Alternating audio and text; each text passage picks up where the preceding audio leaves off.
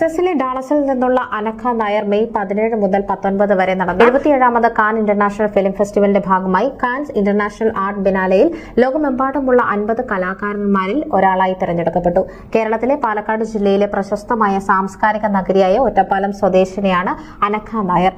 ഒരു കലാകാരിയും നർത്തകിയും എഴുത്തുകാരിയും യോഗ അഭ്യാസിയുമാണ് അനഘ. ഈ വർഷത്തെ കാൻ ഇന്റർനാഷണൽ ആർട്സ് ബിനാലെയിലെ ഇന്ത്യൻ വംശജരായ ഏക കലാകാരിയായിരുന്നു. പാക്സ് ഗാലറിയുമായി സഹകരിച്ച് MAMAC modern art museum curate ചെയ്യുന്ന ഒരു അഭിമാനകരമായ പ്രദർശനമാണിത്. കാൻ ആർട്ട് ബിനാലെയിൽ 2 പെയിന്റിംഗുകൾ പ്രദർശിപ്പിച്ചിരുന്നു. ദി ഗോൾഡൻ സൽസ അവർ അനന്തിയും.